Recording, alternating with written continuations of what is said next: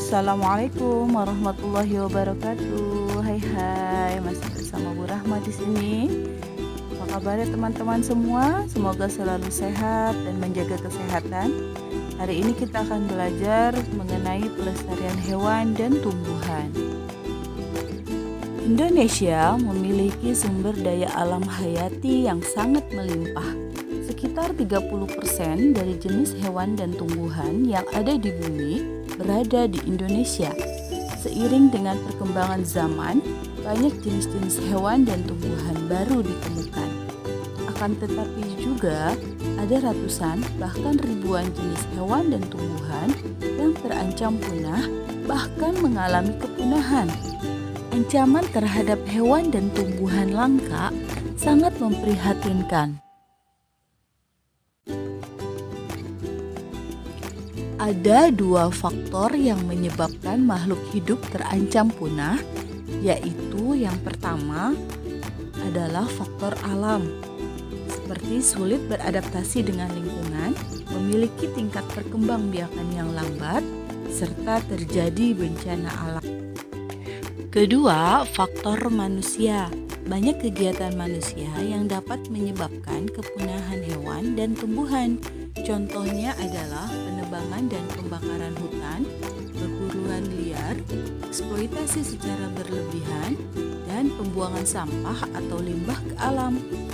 Berikut contoh hewan dan tumbuhan yang tergolong langka. Hewan langka. Hewan langka adalah berbagai jenis hewan yang keberadaannya sulit ditemui di alam bebas, bahkan jumlahnya terbatas dan hanya hidup di suatu daerah tertentu.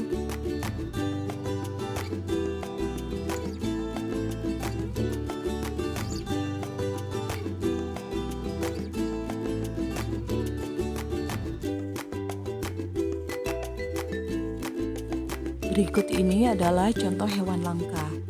Burung cendrawasih. Burung cendrawasih hanya ditemukan di Papua. Bulu burung cendrawasih sangat indah sehingga dijuluki burung surga. Populasinya kini sudah berkurang karena banyak diburu oleh manusia. Badak bercula satu. Sesuai namanya, badak ini memiliki satu cula.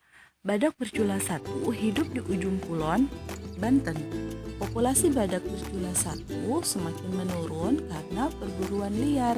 Orang seringkali mengambil cula badak sebagai obat-obatan.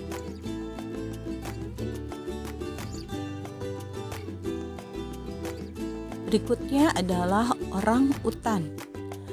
Berkurangnya jumlah orang utan disebabkan perburuan liar dan kerusakan habitat akibat pembukaan lahan hutan untuk pemukiman dan perkebunan.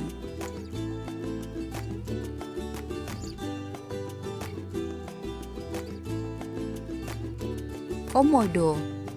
Komodo adalah kadal terbesar di dunia sehingga sering disebut sebagai kadal raksasa. Komodo hidup di Pulau Komodo, Nusa Tenggara Timur.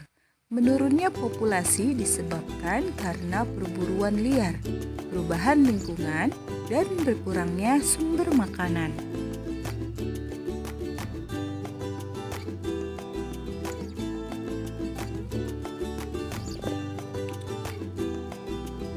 Harimau Sumatera. Harimau Sumatera merupakan jenis harimau terakhir yang masih hidup di Indonesia. Harimau Sumatera diburu untuk dimanfaatkan bagian tubuhnya. Kulitnya seringkali diburu untuk digunakan sebagai bahan tas dan kerajinan tangan lainnya. Tumbuhan langka. Seperti halnya hewan, tumbuhan juga menjadi langka dan mendekati kepunahan apabila jumlahnya di alam bebas sangat sedikit. Berikut ini contoh tumbuhan langka di Indonesia. Rafflesia arnoldi. Rafflesia arnoldi terdapat di hutan-hutan Sumatera dan sebagian Kalimantan. Bunga ini hidup parasit di tumbuhan menjalar. Kuncup bunga dapat juga dijadikan sebagai obat. Bunga ini sehingga sering diburu oleh manusia. Yang kedua adalah Amorphophallus titanium. Amorphophallus titanium merupakan tumbuhan dengan bunga terbesar. Bunga ini dinamakan bunga bangkai. Tempat hidup alaminya berada di Sumatera. Bunga ini termasuk bunga langka dan dilindungi pemerintah.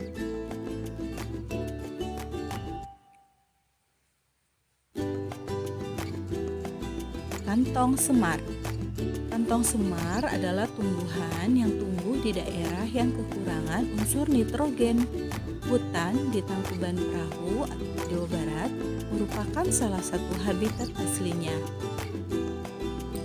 Kantong semar disebut juga sebagai insektivora, artinya tumbuhan pemakan serangga.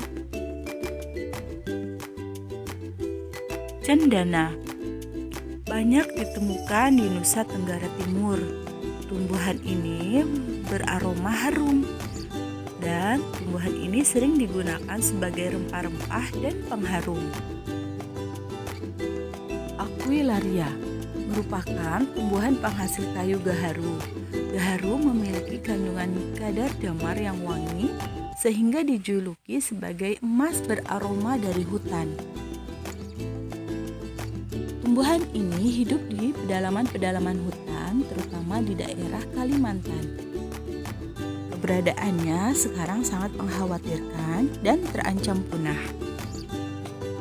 Apa saja yang dapat kita lakukan sebagai upaya pelestarian hewan dan tumbuhan? Usaha atau upaya pelestarian hewan dan tumbuhan dapat dilakukan melalui dua cara, yaitu pelestarian in situ. Pelestarian in situ adalah pelestarian yang dilakukan di habitat asli di mana hewan atau tumbuhan itu berada. Contoh pelestarian in situ antara lain Suaka Marga Satwa, hutan lindung, dan taman nasional. Suaka Marga Satwa merupakan kawasan yang melindungi hewan. Hutan lindung adalah kawasan yang bertujuan untuk melindungi tumbuhan. Adapun taman nasional merupakan kawasan yang melindungi hewan dan tumbuhan. Pelestarian ex situ. Pelestarian ex situ ini dilakukan di luar tempat tinggal aslinya. Hal ini dilakukan karena hewan dan tumbuhan kehilangan tempat tinggal aslinya. Pelestarian ex situ dilakukan sebagai upaya rehabilitasi, penangkaran, dan pembiakan hewan maupun tumbuhan langka. Contoh pelestarian ex situ antara lain kebun botani, taman safari, kebun binatang, dan penangkaran. Demikianlah pelajaran kita tentang upaya pelestarian hewan dan tumbuhan. Sampai berjumpa lagi di pelajaran berikutnya. Wassalamualaikum warahmatullahi wabarakatuh.